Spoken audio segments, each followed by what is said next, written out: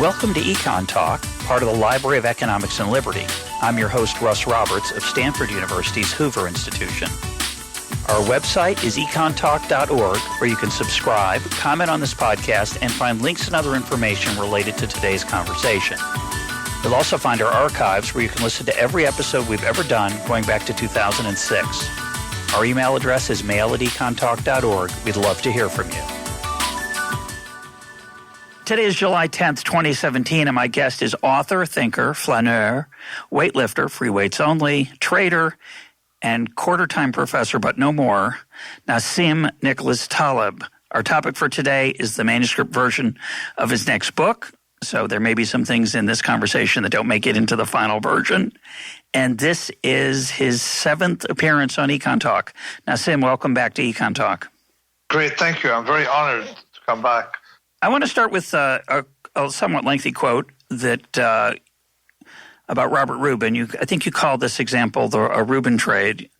You say, Robert Rubin, a former Secretary of the United States Treasury, one of those who signed their names on the banknote you just used to pay for coffee, collected $100 million in bonuses from Citibank in the decade preceding the banking crash of 2008. When the bank, literally insolvent, was rescued by the taxpayer, he didn't write any check. He invoked uncertainty as an excuse. Heads, he wins. Tails, he shouts, black swan. Nor did Rubin acknowledge that he transferred risk to taxpayers. Spanish grammar specialists, assistant school teachers, supervisors in tin can factories, vegetarian nutrition advisors, and clerks for assistant district attorneys were stomping him out, that is, taking his risks and paying for his losses. But the worst casualty has been free markets, as the public, already prone to hating financiers, started complaining free markets and such higher-order forms of corruption and cronyism, when in fact it is the exact opposite. It is government that makes these things possible by the mechanisms of bailouts. Now, listeners will know that's a long-time theme of mine as well, so of course I'm going to like it. But I like this general point about what you call a Rubin trade, that when it goes well, you earned it. But when it doesn't go well, you can't predict the future. So talk about that a little bit. Well, I mean, it's something more general than that Citibank bonus scheme. Something that you can detect and generalize and detect in society. Whenever a person can transfer risks into the future and against immediate payments. And these things happen in modernity because we tend to judge people on numbers. It's not based on, there's no survival involved in it. So it's not what I call ergodic, which is something I hope you'll bring up. And people are currently more and more evaluated based on metrics rather than evaluated by reality itself. So, for example, let's take a politician. A politician has an incentive to increase GDP. That's a metric, and or reduce unemployment, short term, of course. That's a metric, and of course increase the risks of blow-ups in the future. So you don't have that. If the person was running his own farm, he would not treat it the same way. Why? Because the skin in the game they have is very cosmetic. So you can generalize to a lot of situations. I mean, I've generalized to policymakers. You invade Iraq, you pay no downsides, so visibly you want to engage in policies that are good for you. And of course, you don't care about the taxpayer, you don't care about the soldiers, you're not a soldier, you don't care about the Iraqis. So that's chronic and has been increasing noticeably since the Second War. I want to disagree a little bit with the skin in the game for politicians. It seems to me there's a big difference between a president's skin in the game and a senator voting for some resolution related to that war.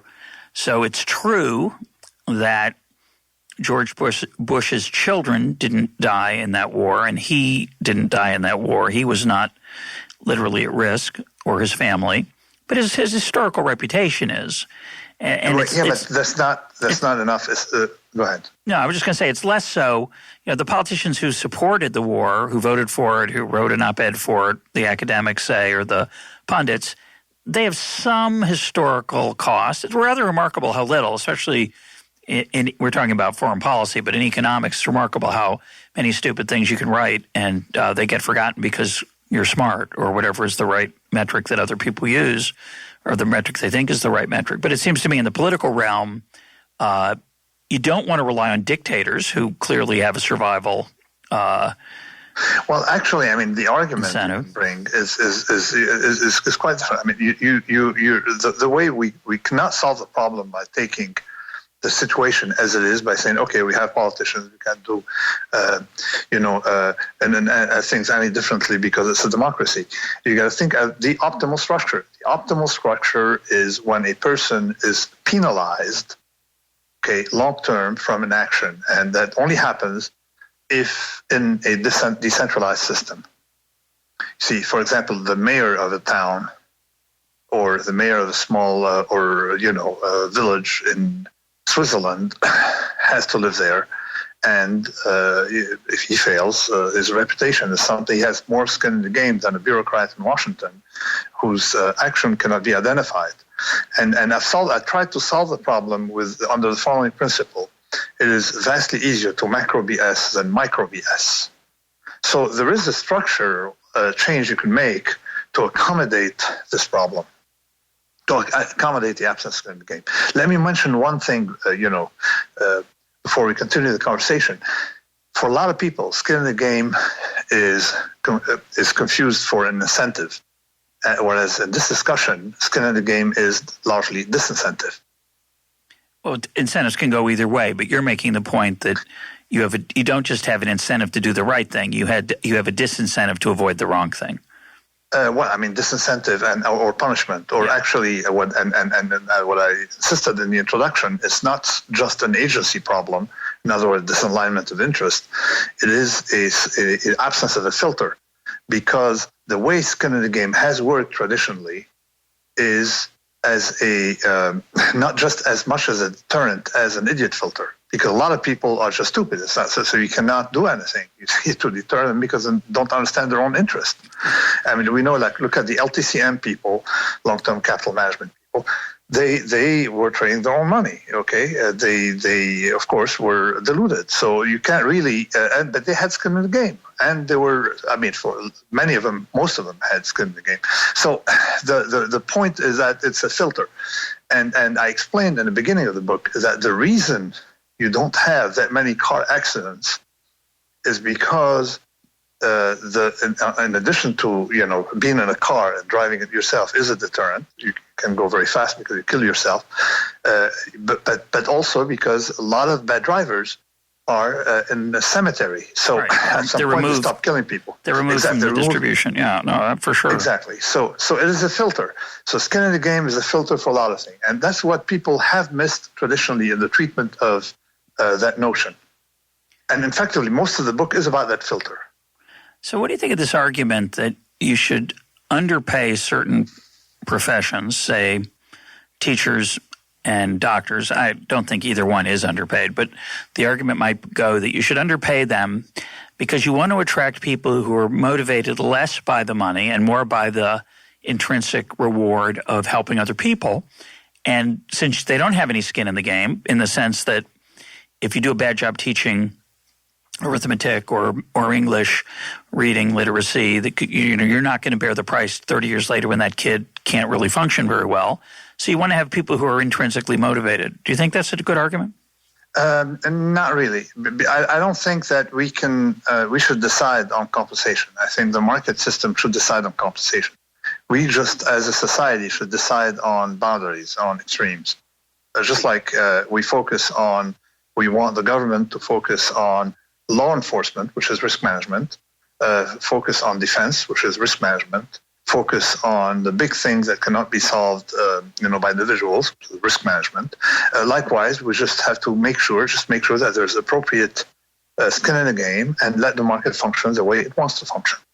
Now, it sort of happens that with doctors, there's some skin in the game, but sometimes things get gamed. Because, again, you have metrics with doctors or you have metrics for hospitals. So things may be gamed, but still we're a lot better off with the system the way it is now, thanks to torts law, than in a sort of like trying to get together and have meetings to try to organize these professions from the top. Of course, I agree with you. You're speaking to the converted, but of course. But if you were starting a private school and were the principal of it, would you consider underpaying? The reason I'm thinking about this, let me pick another fun example from the book. You suggest that I should pick a surgeon if I have a choice between a thin-rimmed eyeglass classic movie casting version of a surgeon versus somebody who looks more like a butcher, kind of a slob, pants, shirt's not quite tucked in, speaks with an uneducated accent, say Brooklynese, that I should go with the butcher. I shouldn't go with the suave guy. I'm saying, conditional on someone having two people have an equal. You have one looks like a movie actor who you cast in a movie to represent a surgeon, and the other one looks like a butcher. Conditional on both of them having the same, say, status in the hospital and being offered as two, alternatives. I'd pick the one who looks like the butcher. But I mean, so that's the idea. Why? Of course, the argument that everything that shines is not gold. But also there's another selection argument that person who doesn't look like a surgeon probably suffered more because of this bias and has more to say. And I generalized mostly. I was, of course, concerned with scientific papers. And I noticed that all the great scientific arguments can be written on a napkin. And then you see people who, write papers that look very scientific and have the right jargon and then confuse you enough so you forget what the central point is and make you also forget that the entire thing can be developed in a much more intuitive way. If I underpay someone for a job, or if someone is underpaid for a job or accept a lower compensation for a function, that person has soul in the game, is not just doing it for the money. And you don't want people doing a job for the money. So I agree with you, underpaying, if I were to pick two compensation schemes, I would pick the one that underpays people a little bit simply because of the signaling mechanism and it's a nice filter. Yes. Let's talk a little bit about employment. We may have talked about this in the last episode, but it's so interesting. I just love it. Talk about the example of flying to Germany for Oktoberfest, and I've contracted out my private plane, and I've got a pilot coming, and he informs me the day before that he's gotten a better offer and he's going to do something else. Exactly. The reason we have employees, and that, again, I credit conversation with you, is the reason is not because an employee has, is cheaper, delivers things better. No, it's because an employee has a lot more to lose. He has skin in the game. In other words, he has something to lose more than that specific job. So if they've also have signaled to us employees by being employees, someone who was an employee for 35 years or for 25 years in a large corporation, they signal to us that they're not free, and it's great. Sort of like so you have an employee, it's inefficient, but it's a good risk management tool because you know that they're not going to let you down when you need them the most. They're always going to be there when you need them, in an emergency.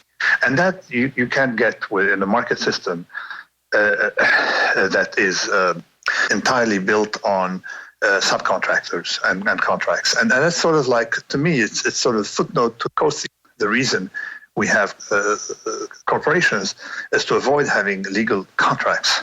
But that version that the employee is not someone, is someone who escapes that notion of contract is, to me, quite central in why we have employees, because you want to own some people. And just like we have, a lot of people have country houses and that they don't use. It's much more efficient to stay in a nice hotel. It's because they want to know that place, they can go to it whenever they want to.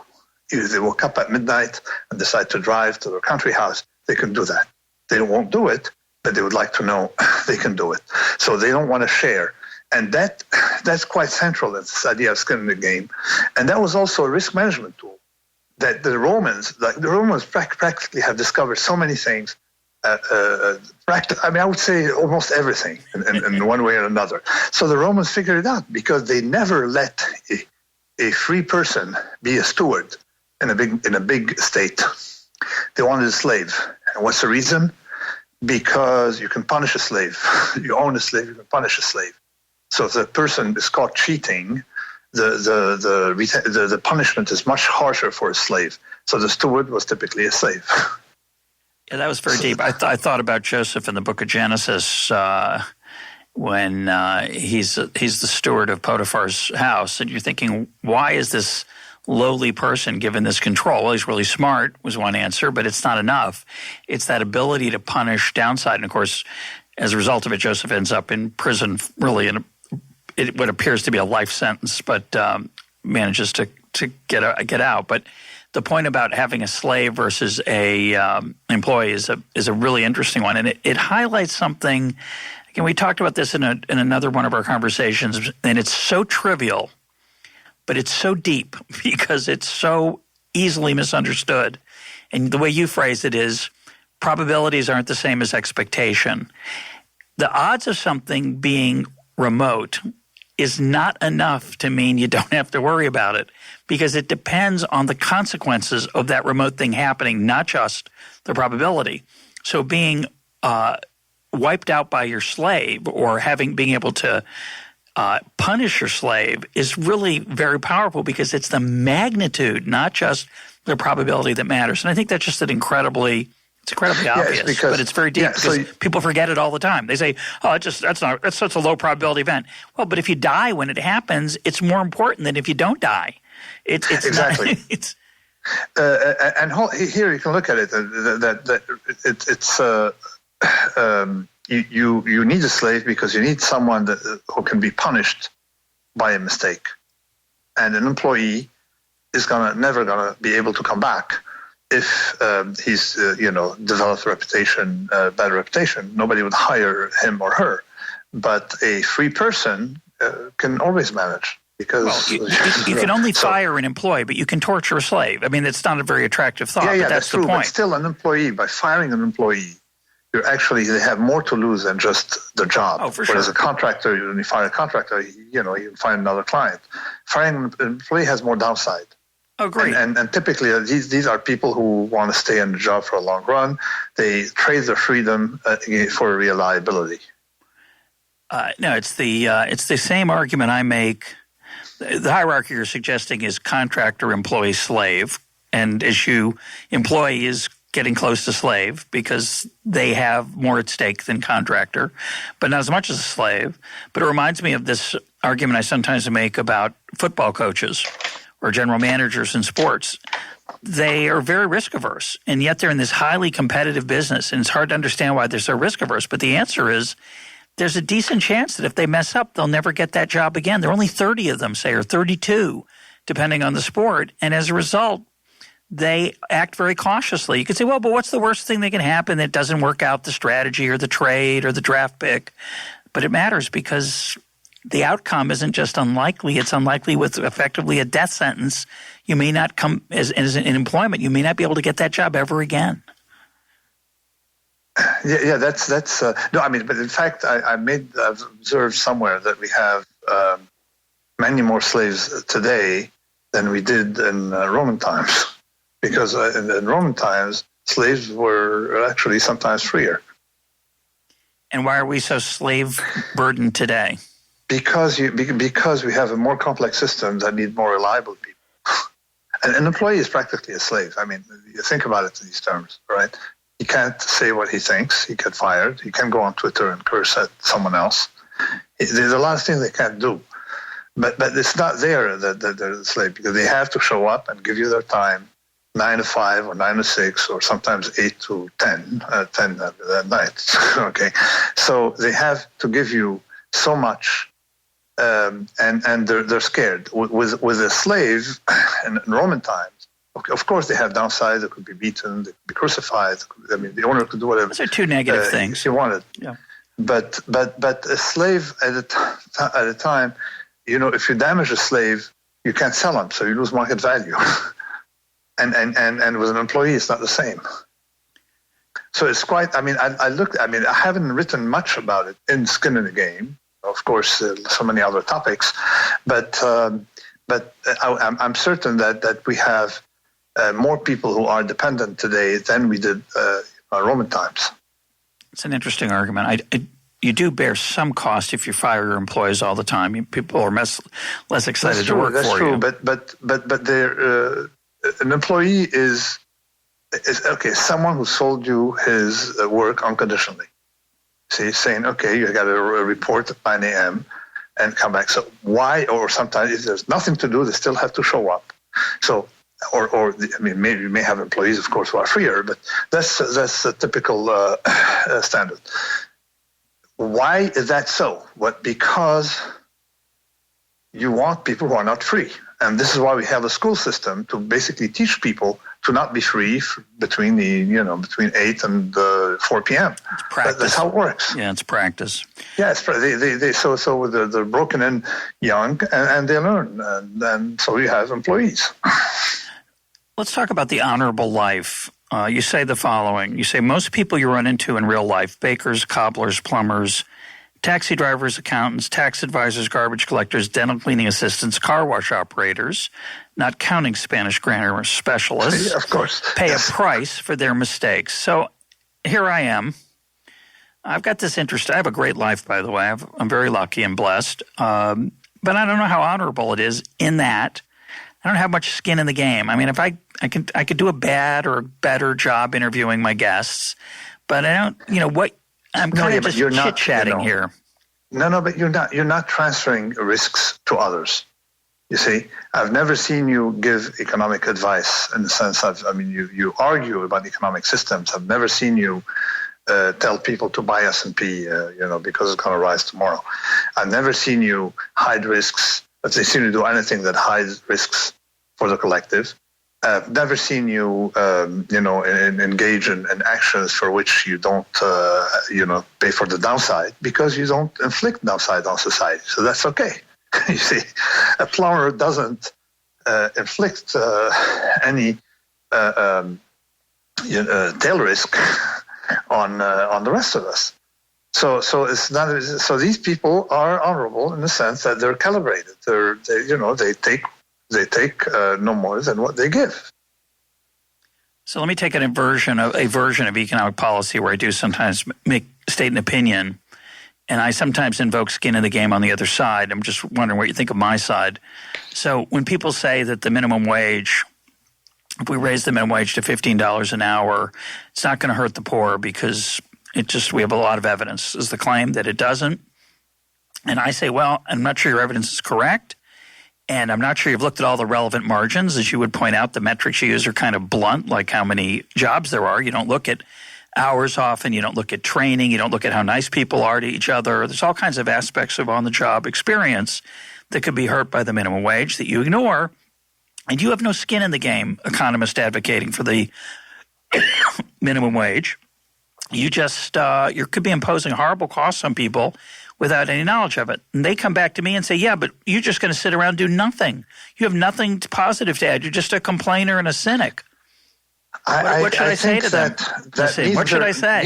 Neither know your enemies have direct skin in that game, okay, which is fine. But the person who advocates a minimum wage, you see, in case there are adverse consequences, will not be paying for it. So it's much better to let people who have skin in the game decide on whether they should be minimum wage. And if you ask unemployed people making currently zero, whether they should be making a theoretical 15, okay, $15 or $25, whatever minimum wage you want to set, if you ask the unemployed, okay, then you should take their answer seriously because they have skin in the game. While currently you have intellectuals who have a job, who just want, because of virtue signaling or maybe to feel better, maybe to feel that they're, to give themselves that aura, feeling good because they did something good, so you have a lot of fakes, the true fakes, or confused people advocating actions that feel good to them because, hey, of course, they think that it improves society, or on the surface it does improve society. Like you, I believe that a minimum wage would definitely either cause more employment for robots, or more jobs going to places where the wages are lower. So you have to have, it's the unemployed who should decide, or unemployed, or people who are subjected to these minimum wage or wages close to these, close to the minimum, who should decide, not some intellectual at CUNY, New York, making $250,000 a year. Well, I think some of them are motivated for good reasons. I like to think they are. So I'm going to give them the benefit of the doubt, at least in the short run. Okay, but let me tell you one thing here. If you think that there should be a minimum wage, then you should pay, okay, people who think there should be a minimum wage should voluntarily pay everybody around them, okay, the difference between whatever they're getting and that minimum wage. And when you go to McDonald's, you should leave a $3 tip or $4 tip to the person. If that's really what they want to do, well, they should do it themselves. I've discussed in the book that this hypocritical behavior on the part of people who always have ideas of how things should be, but in fact don't pay for it themselves. Like they argue about privilege or class privilege, but they're themselves privileged, and they don't give half their wealth to others. They want higher taxes on others, but not but they don't want to give more to charity. I think their defense would be, I'm not sure I find it compelling, but they'll argue, well, I'm willing to chip in as long as other people are forced to, and then I'd be happy doing it. So that would be their claim. Yeah, but that's a weird argument. Virtue should be unconditional, should not be conditional. In other words, I'm going to save people from drowning only if other people also save other people from drowning. That's not an argument that can stand on I don't know any ethical system that is based on something like that. Let's switch gears for a minute. One of my favorite parts of the manuscript is when you said that I shouldn't have an assistant because I'm not very good at delegating. I tend to do a lot of things myself. I get some help with EconTalk and a few other things I do, but a lot of it I do myself. Even though I say to myself, wouldn't it be more efficient if I could just get someone to do some of these tasks for me? What's your thought on that? No, my whole idea that the time is people keep complaining, time is the biggest, the most valuable commodity. Time is important. And yet they waste that commodity doing things that they shouldn't be doing. So if I had an assistant, I'd be forced to have meetings. I'd be forced to do things just because I have an assistant, full-time assistant. But what I do is I employ people for specific tasks. See, for example, if you want someone to wash your car, you hire someone to wash your car. You don't hire someone and then that person takes care of your life. And I've noticed that effectively it allows me to have a lot of free time because my commodity is free time. Now, free time, one is there's serendipity. I can, at a whim, have a different idea. And also because I like to procrastinate. I like to sit on things. I sat on a black swan for 20 years. There's scientific papers I've been sitting on now for 25 years. So I like to sit on things, and it has always paid for me. You sit on things, and then when you're certain, then you just write them down. And also it avoids that noise. It's a sort of good noise filter. It's the same as not reading unconditionally the newspaper. You can read the newspapers, but it has to be driven by the news, not driven by the fact that you have a newspaper in your hands. So it's the same thing with books. It's the same thing with a lot of things. So you need a filter, and that filter. So if you don't have an assistant, you're not industrializing your life. So you have more soul in the game in the activities that you are engaged in, and it's more in line with your true, deep preferences. I like that idea. And I'm going to take another point here, which was a little bit uneasy about, as you might expect.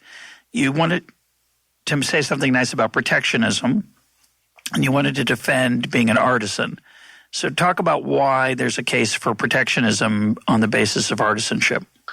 Okay, the point is as follows. I have already argued against what I call unfettered globalization in the Black Swan, saying that it's going to cause big systemic effects, particularly that these are driven by governments themselves who prop up large companies. So, and the crisis came largely from that. So you have that a large continent will have many fewer species per square meter than a small island. See? So that effect is, of course, we're feeling it because Google, it operates in Zimbabwe.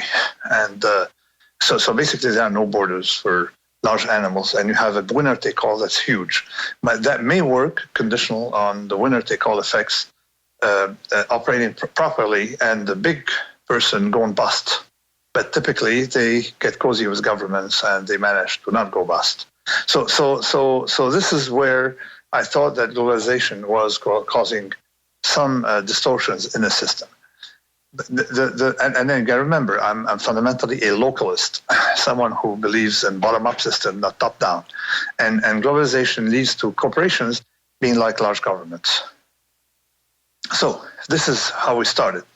But then I realized there was a second element in globalization that people fail to understand, that you have to ask the people, what do they want? Do they want more flat-screen TVs? Cheap flat-screen TVs, more an extra 12 shirts made in China for, half the price they were paying for them 20 years ago in nominal terms, okay? Or do you want, is that what you want, or do you want to have a job? So if you're a shoemaker, your interest isn't so much in the money as in making shoes.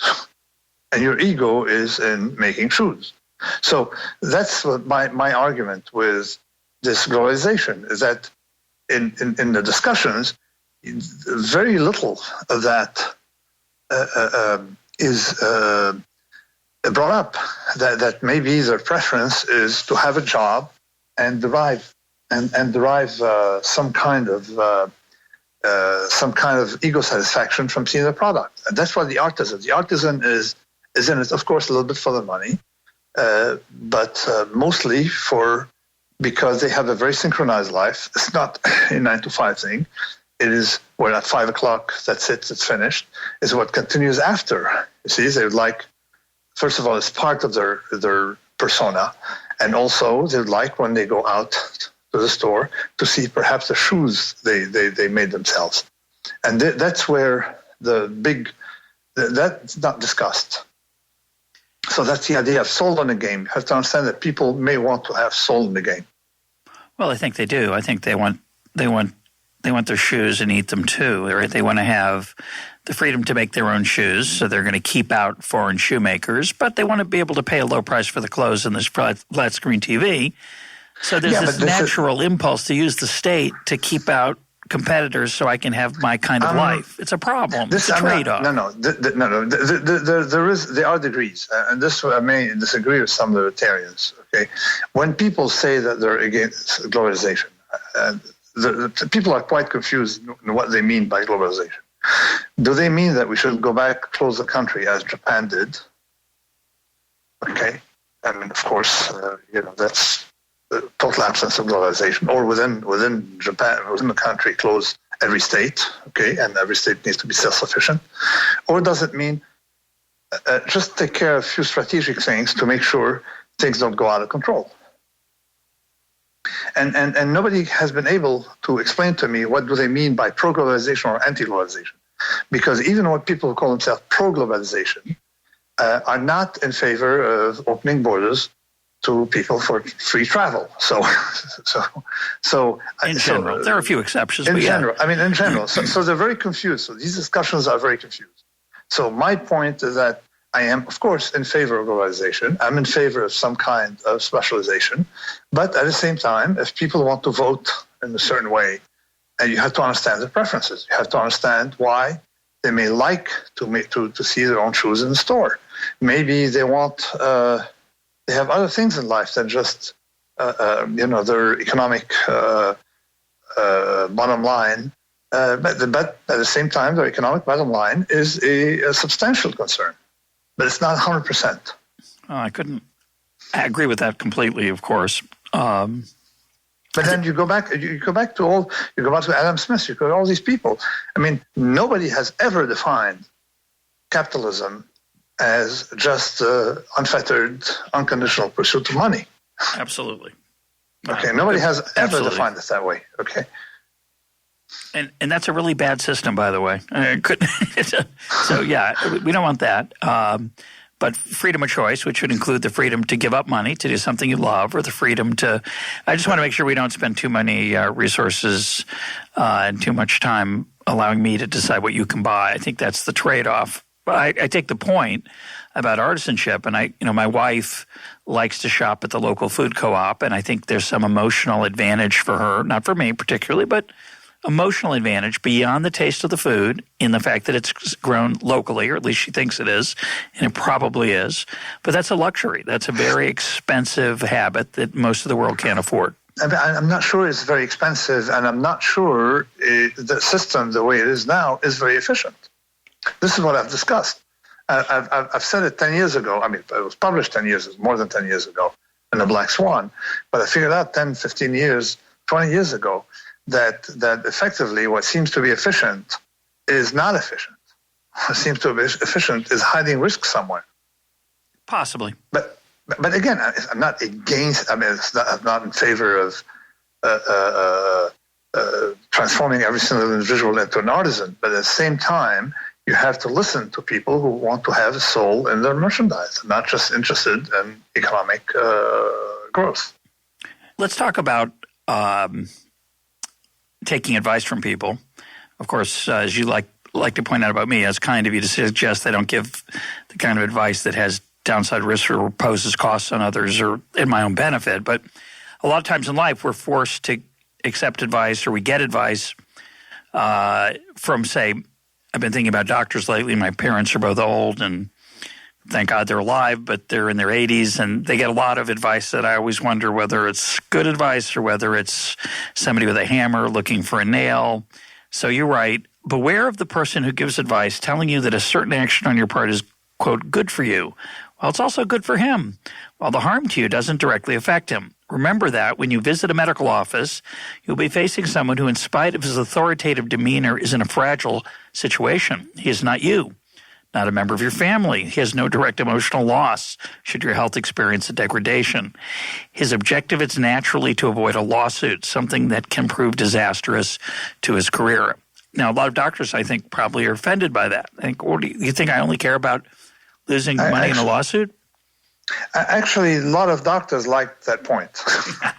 And, why? And actually, it originates from my friends, because they themselves don't like the perverse system, actually the tort system that, of course, help us a lot. But let's consider the following situation. We know that statins, and I wrote about it in Anti-Fragile. I was attacked, but it turned out to be true that statins, in fact, are very harmful. They have iatrogenics, harm done by the healer, and they carry long-term risks for people who take them. But say a doctor does not prescribe statins to a person who visits him or her, and the person has a heart attack in a parking lot on the way back to the car. The doctor is going to be sued. Okay. Oh, he should prescribe statins. Okay. Or the person drops dead maybe 6 weeks later, say. Okay. So on the other hand, if you prescribe statins, you're never going to be sued for that heart attack. So this is risk management for the doctor that's not optimal for the patient. See, doctors are aware of it. A lot of them are aware of it. But they feel trapped because the system is not favorable to true treatment of risk. So, and it leads to over-medication, it leads to a lot of things. Now this comes from pharma, and Anti-Fragile explained the following, that if a person is slightly hypertensive, ever so slightly hypertensive, okay, the number needed, they're going to treat you, okay, but the number needed to treat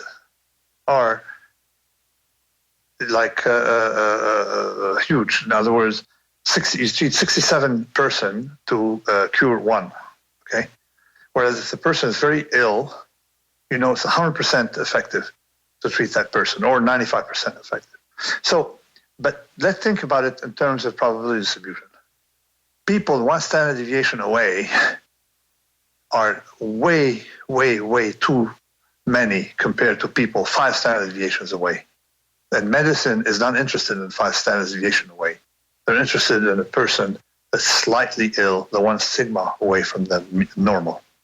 And so the doctors sort of like are trapped in a system where they have to treat these people, you see, and over-medicate them and hide risk, the Bob Rubin risk. Of course, you have gain and then the person suffers later. It's not your problem. And so that risk transfer takes place and has taken place with in many situations with the statins, with some with a lot of classes of drugs. Okay, but you don't see it with cancer because cancer, you're in a tails of distribution already, and medicine tends to work very well in the tails of distribution. I want to ask you about something very different for a minute because I'm just thinking about one of the interesting things you write in your book is that each of your books kind of grows out of a small part of the book before. I have some of that in my own work as well, and it's very rewarding. You have an idea, you write about it for a paragraph, and you realize 2 years, 5 years later that you had a lot more to say and end up writing a book about it, which is extraordinary. Do you have any regrets about things you wrote in your old books, or the things you wish you hadn't said, or the things you've learned, or there mistakes you've made? You're very confident. You're the most confident, humble man I know. Okay, I have made a lot of local mistakes in my books, but I went back and corrected almost all of them without anybody knowing. All right. Like, for example, but they're very small mistakes, like thinking that Dawkins was the real thing. Okay, and now I think he is a BS vendor. So I had to go back and remove Dawkins from my previous books, or references to Dawkins, in that sense. So I've done quite a bit of that. Not quite a bit, but I've done some of that. But I have not. What I regret is something different. Like, for example, skin in the game, to me, is nothing but asymmetry in risk bearing. So if someone bears the risks, the other person bears the reward. It's like an option where someone has the upside, the other one has the downside. So I naturally thought that the idea fit in Anti-Fragile. And I wrote maybe 20, 30 pages on a subject at the end of Anti-Fragile. And then I didn't realize that most people don't remember what's at the end of a book. Or many people don't read the final parts of the book. And I was lucky that at least they read the middle part, which is because a lot of the cited material is in the middle part. But so that was a mistake. That was a strategic mistake. I should not have discussed skin in the game in Anti-Fragile. I should have known immediately that a subject is important enough to be treated on its own. So these are the things I regret. Now, technical mistakes. Aside from, I made a couple more mistakes, and let me confess. At the beginning, I was very excited about psychology, experimental psychology, but I was excited about it, thinking they could yield answers, and then with time I just realized that it was not. It didn't have the solidity I was hoping for. Do you have any blind spots that you know blind spots? That you know of? Blind spots. I mean, typically, yes. Let me tell you my things. If I get excited about someone and ideas, I get very excited, okay? And I'm often wrong. But if I am completely repelled by someone and what that person stands for, I've never regretted it. So that could be a blind spot. That could be a blind spot. No, because there's something about BS vending. If all it takes is N of 1 of BS vending, just like society doesn't let you steal or kill more than once without categorizing you. So don't wait for law of large numbers. So if the person has one instance of BS, then you realize it takes one to make you a BS vendor, you see, but it takes an infinite number of saying good things to make you a non-BS vendor. It's sort of like the black swan problem. Explain that. What do you mean? This is an asymmetry. For example, maybe that will lead you to the minority rule, which is, to me, the most substantial part of the book. Okay. That we have the algebra of decision making is very different from what people expect, and you know that in statistics. If I add one asset coming from a fat tail distribution to a portfolio of 1,000 assets that come from thin tail distribution, the ensemble will be fat tailed. So all it takes is one. Just like if you have contaminated, you drop a glass of contaminated water into a big jar, the whole jar will be contaminated. You see, but if you drop the reverse, doesn't also make it contaminated. So in other words, no matter how much you mix with contaminated water, it'll be contaminated. Of course, up to a point. So and that can lead to a minority rule, which has, in my first of all, it has been downloaded several million times. So I know it has led to some impact. Your essay. And you're talking about your essay on the topic. My essay on a topic, okay, and it was a chapter in a book.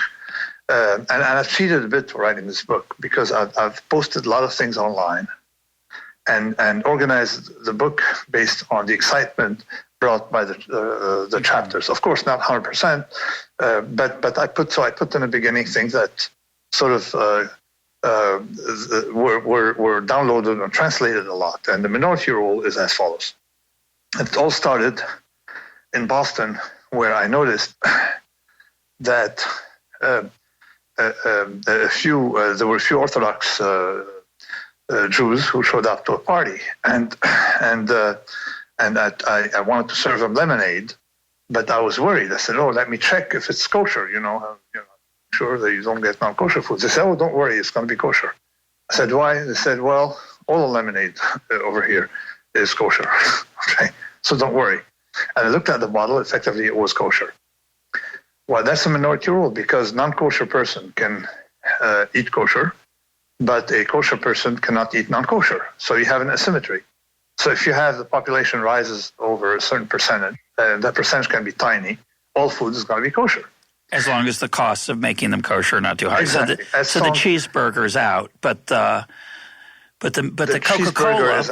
Coca-Cola, which is shocking, is kosher, even though it had a secret formula that for years was allegedly only revealed to one rabbi who swore to secrecy, would verify and certify that it is indeed kosher. But that was for a tiny proportion of the population. But everybody was drinking the same cola. Exactly. So if you translate that into just general social behavior, okay, then if you're someone coming from Mars and tallying, or going to the store, see what people drink, will have the illusion that everybody is an Orthodox Jew, all right? So it's the same thing. The general preference is to have kosher. So the minority rule applies to so many things. For example, same, of course, dietary. In the dietary domain, the same applies to halal. But also in a medical thing, if you have one person on the plane cannot stand peanuts or is extremely allergic to peanuts, and that's it. The whole plane will be peanut free. And some airlines enforce that rule. Yeah, but which I just have to note that Southwest, which is an incredibly successful airline, serves peanuts with abandon. But the point is true that you could find another snack. If there was a life and death risk for peanut travelers, they're generally going to be cautious and find an alternative. Exactly. Find an alternative. Have cashew nuts or whatever. The cost is not big. Or give them, pretzels, as Delta does. Talk a little bit about the Lindy effect. What is the Lindy effect? Okay. Actually, it's quite. This is my most, to me, my most disturbing point. Okay, and perhaps the happiest one, and it's a Lindy effect that, in fact, made me change my mind about some of the psychology research. The Lindy effect is as follows. They are environment, okay, or they are things, they are items, they are ideas, they are units that have a life expectancy that increases with time. So, for example, a Broadway show that had been around for 300 days is likely now to have a life expectancy of 300 additional days, total 600. Okay. Yeah, Hamilton. And 2-year one. Hamilton's going to play forever. It's going to play forever. For a while. Long time. So, exactly. So you can use that rule for decision making. When I was asked to predict the future once about 4 years ago by The Economist, they thought that I would answer, with some kind of offensive discourse. But then I told them, it's very easy to predict the future. You take the present as baseline and remove from the present everything that was not there 25 years ago. And that will allow you to see what's going to happen in 25 years. Now, I'm not saying the world is not going to be technological, but current technologies will be displaced by other technologies. So this is how you can apply the Lindy effect in your own decision-making. Take companies that are not in the S&P 500 tend to be Lindy. Those in the S&P 500, less Lindy. And you can figure out that if a company, the company's survival increases with time, up to a point, of course. And same with technologies. Now, of course, you can also, you should put a condition that the person be healthy. We're talking about life expectancy. So if I take an old man, say 85-year-old, and he's very healthy, his 10-year-old grandson is likely to survive him. But if the grandson is sick, no, he's not likely to survive the old man. You see? Likewise, if a technology is very old but sick, it may not survive. So this allows us really to see the structure, and that comes from fragility, directly from the idea of antifragile, that fragility is what doesn't like randomness, doesn't like variability, doesn't like volatility. But for us, when we model time and volatility are the same thing. And what's the implication of the Lindy effect? Say, I love what you had to say about journalism. Like, what is it? The point is, when I write, okay, let's say, I'm going to be blunt. Fooled by Randomness is close to 20 years old. Okay? Fooled by Randomness is close to 20 years old. Okay? Now, why did it survive? Because over time, I took out of Fooled by Randomness everything that was contemporary, everything that was local. So when I'm writing, the skin in the game, the way to write, if I want my book to survive 20 years from now, I make sure it's readable for someone today and would have been interesting for someone 20 years ago. So if it's interesting today and would have been interesting 20 years ago, odds are it's going to be interesting 20 years from now. Well, I'm in a very small minority, I think, because whenever I mention your name at a cocktail party, people always say, oh, The Black Swan's a great book. And I say, yeah, I liked it a lot, but I like Fooled by Randomness better. So this is why I'm clearly using the Lindy effect unknowingly, right? Yeah, yes, and the book has survived. Although you can say that there are chapters in a larger pool of things called the inserto. Yeah. The inserto is, all the books are part of the same. Like Skin in the Game is volume 5 of the inserto. Yeah, and therefore? So it's sort of like we're talking about chapters of the same book. Yeah, that's true. Yeah. So it's the inserto that will survive or won't survive, not just a specific sub-portion of it.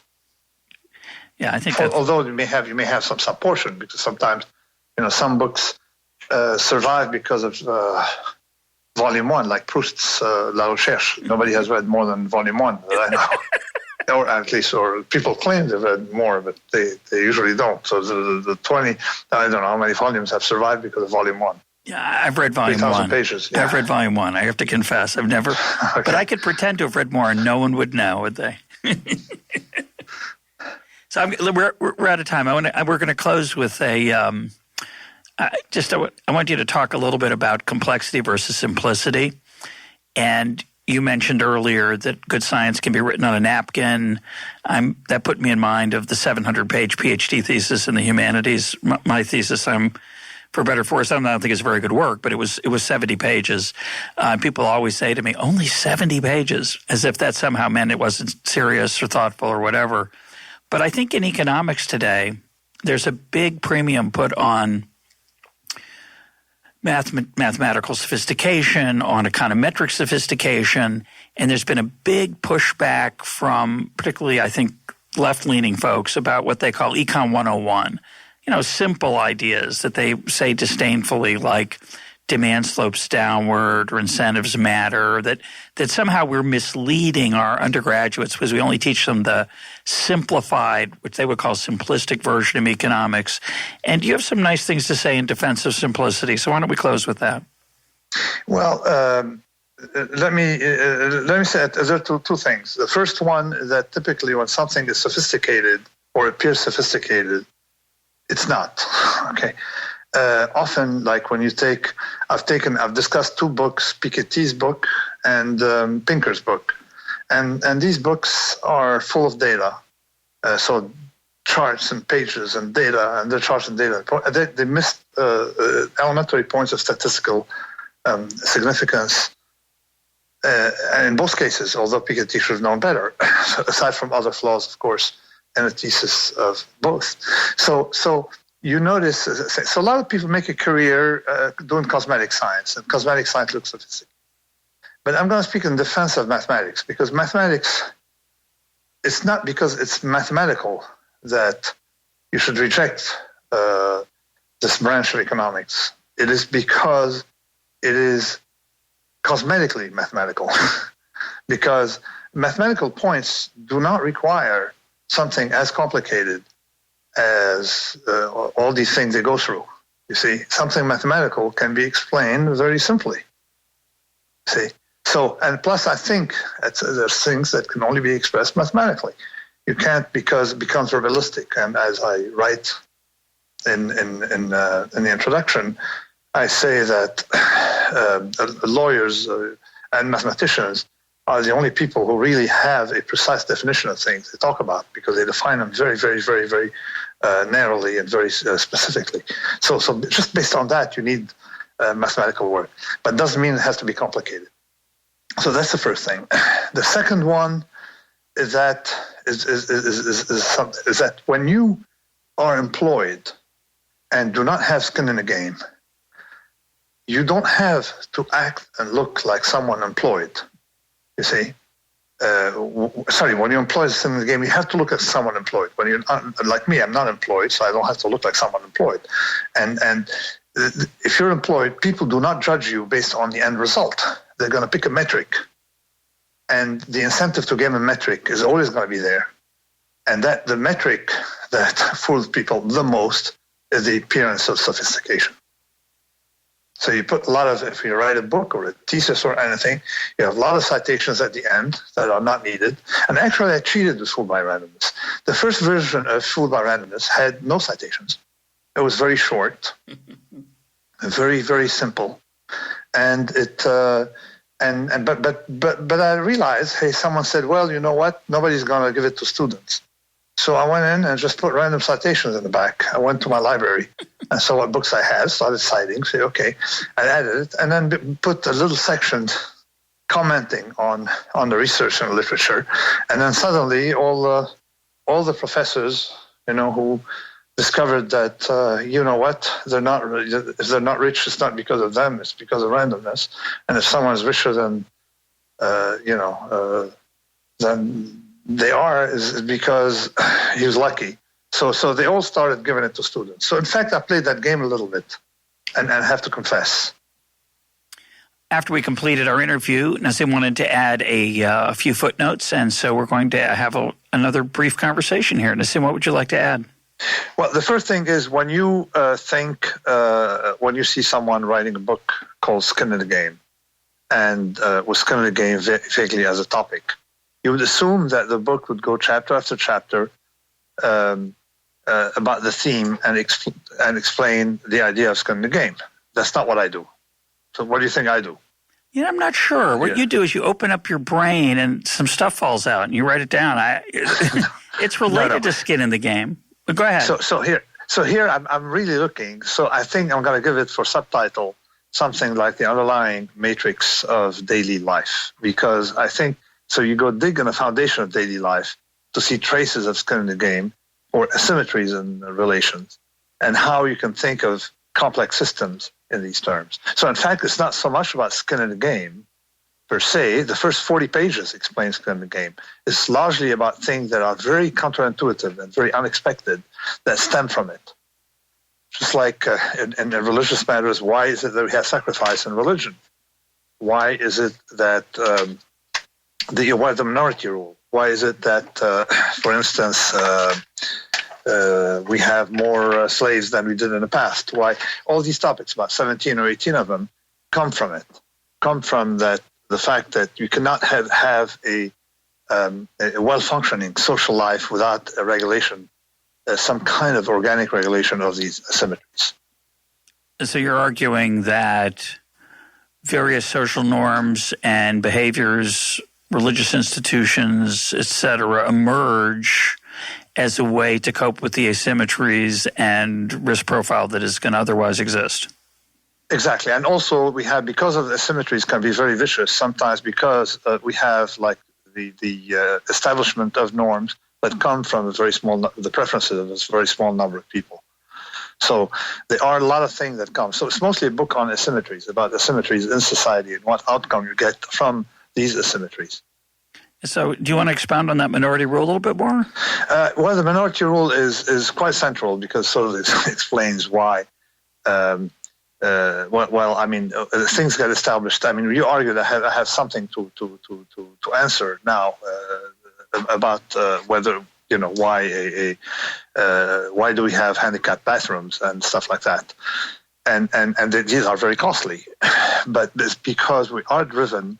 It's not. I mean, when you do economics and think in terms of aggregates, you have a feeling that aggregates are determined by an arithmetic average. It's not. It's some kind of nonlinear function. So if you do your calculus that way, you no longer see anything non-economical about minority rules. Yeah, I just don't know how common they are. I mean, I think the point you made earlier when we talked about it before is that, if the costs are low enough, obviously you want to make more people happier than fewer people. And so if, your example you give in your essay, if it's really inexpensive to make orange juice kosher and you get the tiny proportion of people who drink orange juice who care about kosher, will then buy it. You don't need to have two separate kinds. And that's because there's nothing about kosher orange juice that's going to deter the non-kosher keeping consumer. I just don't know how widespread those kind of phenomena are. I think there are some. I mean, once you look at, if you read the books in details, you see things that I myself didn't think about except the last minute while writing it. From the way we consume stuff on planes, and some things are quite costly. Building a bathroom, a handicapped bathroom, and making something handicap compatible is very costly, and it's quite worldwide, whether you have a large government or, as in Switzerland, very small communes. But the standard argument there is different, I think, than the one that you are invoking in your manuscript, which is the standard argument for the political power of minorities is that even in so-called democracies where majority rule plays some role, they're not majority rule systems. Literally, almost no democracy in modern times is. So there's a set of institutions that lead to political outcomes, and given those institutions, minorities with intense preferences will often get their way in a way that might be surprising, even though they were only a small minority. And that argument, I think, is different than your argument. That argument is, I think it's associated with Mansur Olson. That argument is that the majority, the 99% of the people who don't grow sugarcane or sugar beets, they don't care. They do care about the fact that anything with sugar is more expensive because we restrict sugar quotas, but it's a small effect. And given the transaction costs of politics, they just sort of suck it up and take it. But if you grow sugar beets or sugar cane, the impact on you is enormous, so you have a big incentive to be vocal. That's the standard argument for why minorities are politically powerful. If you're a rice, it's exactly the same. Yeah, it's the exact same mechanism. Why? Because it's the same. When you map it mathematically, you notice that it's the same nonlinear function, where and the cost matters very little in almost all these situations. It's just simply that you tend to think that that when you aggregate stuff, you're using a linear averaging, when in fact it's nonlinear, and nonlinearity produces the same effect. Now the details, of course, vary. Here you're telling me that, of course, some special interest group care a lot more about their profits than you do about your small little pennies, and they're much better organized. Of course, we can put details on that, but the function is pretty much, the concept is invariant. Whenever in the presence of some nonlinear payoff, things are very different. And I applied that to markets by showing how markets are determined by minorities, not by the most motivated minorities, not by the aggregate. So let's think about that. Minorities can be very small, very, very small. But let's think about that for a minute. There's a whole range of family types in America right now, right? There are people who live on their own. There are people with lots of children. There are people with a few children. There are old people who live by themselves. There's young people who are just starting off in their careers. And so if you're one of those people and you want to buy a car, there's a huge range of choice for you, right? And that's not driven by I don't think these phenomena that you're talking about. It is largely driven. Everything in micro is driven by minority. The reason we don't drive stick shifts is because of a minority rule. An automatic shift is vastly more expensive, or used to be vastly more expensive. Now, of course, the cost came down. So even at the micro level of the product, you're driven by minority rule. Because the majority is silent, so the preferences either don't matter, they don't aggregate, or they don't count. Because they're below a threshold. So you have to exceed the threshold for your preferences to count. Yeah, it used to be that you had a choice between automatic or stick shift. Now it's basically you get automatic. Get automatic, and the norm, and also in the new generation doesn't know how to drive stick shifts. Correct. Yeah, my children don't know how. So these things get established. They're initially triggered by some minority rule, and things continue. Okay. But there's another thing I want to discuss that's quite potent, and particularly that I actually learned about it on your program, and it actually contradicts some things. I mean, not something. It doesn't contradict you. It sort of answers some of your criticisms of my idea of anti-globalization, and it is the Ostrom fisheries argument. You see, is that effectively we have the illusion that the world is some universal place, that a country is a large village, and of course the world is like a large country. That's not how it works. And the best metaphor is the one that my collaborator in complex systems, the physicist Yanir Bar-Yam, brought is in a paper called "Good Fences Make Good Neighbors." And in fact, you'd notice that roommates have different relationships. Okay, they're going to fight a lot more than neighbors, because you'd rather than say floor mates. You have your own room, and someone else has his own room. So if we look at how things work effectively, you have ethical sort of rules that are never quite universal. They're vaguely universal, but there's what Jewish ethics calls thin blood and thick blood. And in the book, I described it as the problem of the Swiss. So for example, when we were traders, when I was a trader, I had there's very, very, very complicated and very stiff ethical rules. You can never rip off in the sense, a trader sense, you can never overcharge another trader. You had to be transparent. You had to be upfront.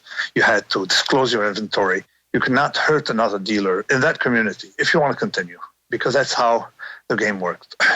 But you could conceal your inventory from what we called the Swiss at the time. And the Swiss were those foreigners, you see, clients of Swiss banks, of course. That's how the term, where the term originated from. And with these guys, you could have different rules of ethics. And effectively, if you look at ethical systems, you always have a boundary. Now, of course, we should not have these boundaries, but it tells you that things work a lot better if you build units and then you have a fractal relationship between units. So things are organized fractally, of course, and then they have like a fractal relationship. So I have a relationship with my cousin, and my cousin and I, as a unit, say a family, will have a relationship with other families, and then of course the group as a whole will have a relationship with another structure, and so forth. And Ostrom picked it up by noticing that the tragedy of the commons disappears effectively with with scale. I mean, it disappears if you reduce the scale. Yeah, with a reduced scale. A small enough group can have a set of norms that restrain the problems of free riding on a commons. Exactly, and I looked at it in Anti-Fragile, actually, initially, with the notion of nonlinearities, that like the sum of some convex functions has a different structure, and of course, this is what's behind my ideas on not restricting, but sort of like organizing things along a local level and restricting globalization. So I disagree with you. Let me lay out why I think that's not applicable. And I'm going to first tell a story I've told before, I'm pretty sure, which is when my children were collecting baseball cards when they were younger, my oldest son would propose some trade that would exploit his younger brothers, and they had to go to the commissioner, that was me, to get that trade approved, because I did not want my son to do what you might call sharp dealing, trying to get the best possible price from his brothers who were less informed than he was. So as a parent in a family, I'm a strong egalitarian. I'm a bit of a socialist. I'm a paternalist. I certainly don't want those rules extended beyond the family. And so in that sense, I agree with you that there are norms and rules that are much more local rather than global. I don't think that has anything to do with globalization as an economic phenomenon, at least the way I understand it. It could have something to do with the way other people understand it. And the reason maybe is because, let me make a parenthesis here, is that usually people who discuss globalization bundle it with other notions such as universalism. Yeah, that's true. Comes from, there's a little bit of that. From the application of that sort of continental French, post-French, French-style Enlightenment idea of universal rules. Okay, so the universal, in my opinion, kills the particular. I'm closing parentheses. So I'll let you continue. So here's the way I think about it, and this is very Hayekian. And it's Smithian in the following sense. If I only trade with the people I know, trust, and love, I'm going to be very poor because I'll be unable to exploit economies of scale. And so if I'm a localist, a true localist, meaning only trade with either nice people or people that I have ethnic or religious similarities to, I'm going to be poor. The secret of modern civilization, I would argue, is the opportunity to trade with people who are not like me, who I trust using other mechanisms than my familiarity with them. So when I buy an apple that comes from New Zealand, or I buy something that comes from doesn't have to come from New Zealand, it could come from Illinois, I have no idea who those people are who made the product. I rely on markets to verify the quality and that the price is a decent price. And that's a really great thing. And once I'm outside the people I don't deal with face to face, I think that's the way. In other words, here's the way I would say it. I don't put any emphasis on national borders. So trading with a stranger, whether that stranger is in Illinois or New Zealand, to me is the same thing. And I think that's the way it should be. And the market, that is the emergent mechanisms of trust, will determine whether I should use that product from New Zealand or not, rather than some arbitrary, the New Zealanders don't trade fairly or whatever it is. And the opportunity anti-globalization, the problem with that is that it allows the politicization of those decisions rather than using the emergent mechanisms of markets to decide whether I should trade with them or not, and that's going to make me very poor. Okay, so I agree with you. We have the same views on trade in general. Okay, with one or two caveats that I don't think that it should be universal. Should not be completely unfettered, because you may have overseas very powerful corporations who, for some reason, got to be very strong and very rich and have huge reach. Affect you in Illinois or affect you wherever you're based, and you should have the right they can reach into my pocket. Yeah. They can reach into my pocket using the power of the government to subsidize their loan to buy airplanes and sell them somewhere. That's wrong. Yeah. No. I mean, there are a lot of things we agree on. My point is not. I'm of course pro trade. My point is that if you're going to put some kind of boundaries or some limited control of things, you need to understand that it's not completely against the rules, because you can say, okay, everybody's free within this limit, but to trade between these two borders, you need a little bit of I won't say regulation, but sort of like we need to agree. I mean, the population inside a certain unit needs to agree on whether they want that corporation to sell goods here or not. You see. So it's not against democracy.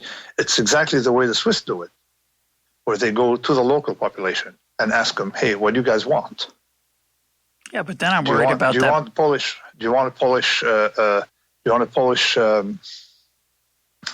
plumber and reduce your plumbing bills by 75%? Yes or no? And if the local population says no, they're not going to allow foreign plumbers from Poland or elsewhere, who are considerably, maybe more cosmetically more efficient, to come operate. They're going to do their own plumbing. So the Swiss are very good at having marrying sort of like the idea of free trade with some kind of patches, and that's what I'm discussing. Yeah, those patches, though, of course, are going to come up against the point you made a minute ago about the minority. Exactly, the minority, because the Swedish plumbers are all going to be against it. They're not very many of them. Are they going to get the minority rule to impose their will on me, who wants to use the Polish plumber? No, but they have a good mechanism to prevent. So what happens in countries like Switzerland, countries that have very good governance, and I'm saying governance, not just democracy, is that effectively someone voting for or against a worker will know his or her own interest.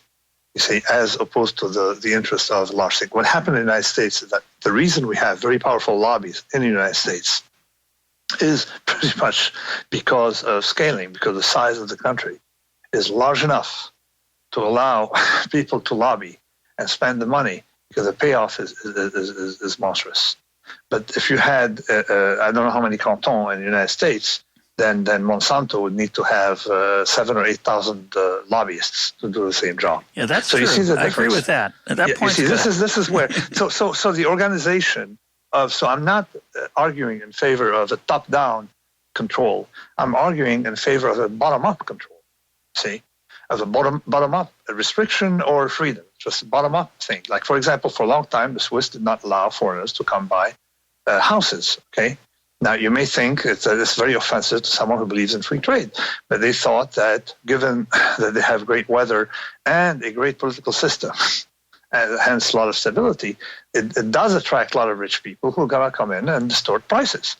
So some cantons allowed, okay, the foreigners. Some places like Zug love foreigners. Some places like Gstaad, I think, they like foreigners, but other places don't like foreigners, you see.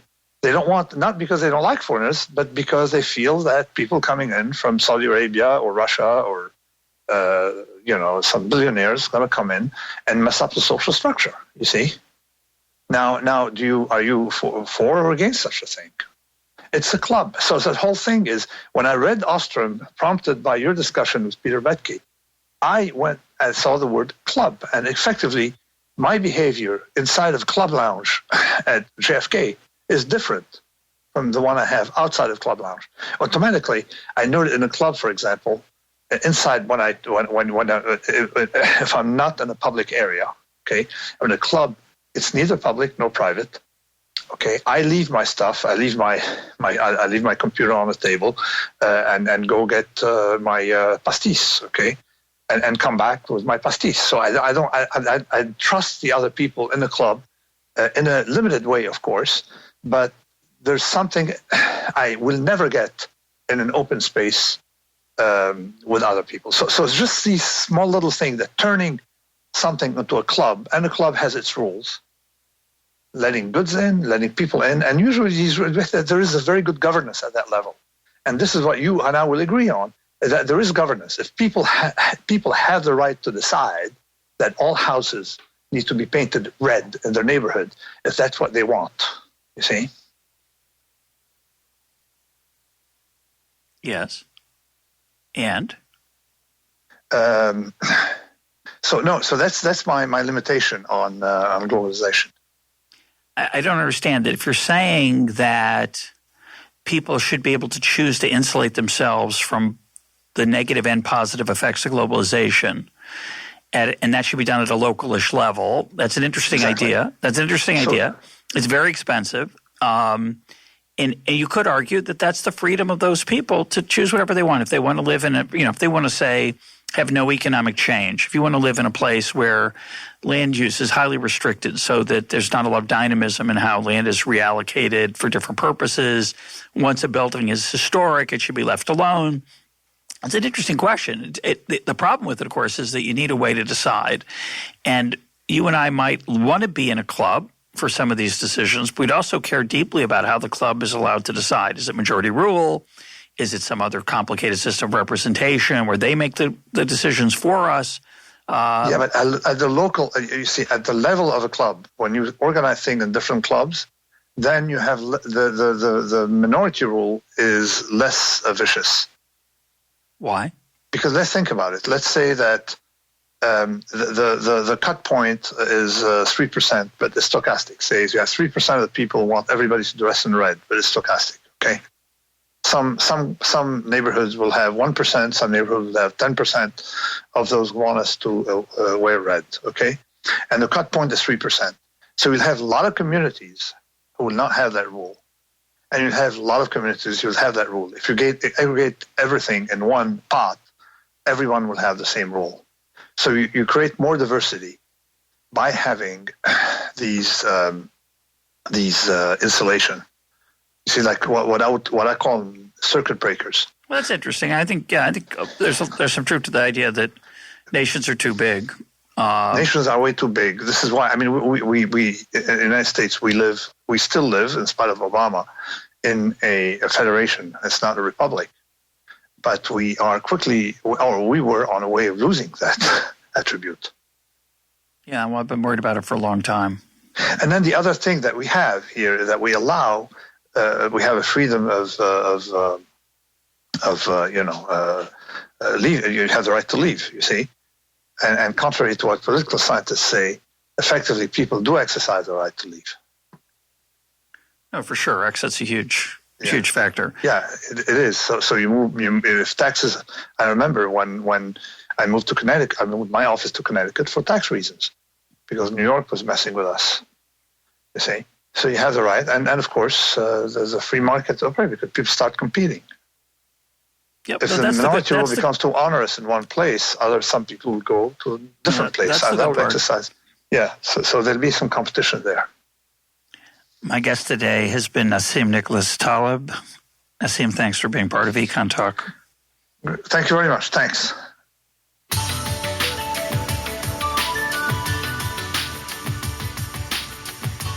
This is EconTalk, part of the Library of Economics and Liberty. For more EconTalk, go to econtalk.org, where you can also comment on today's podcast and find links and readings related to today's conversation. The sound engineer for EconTalk is Rich Goyette. I'm your host, Russ Roberts. Thanks for listening. Talk to you on Monday.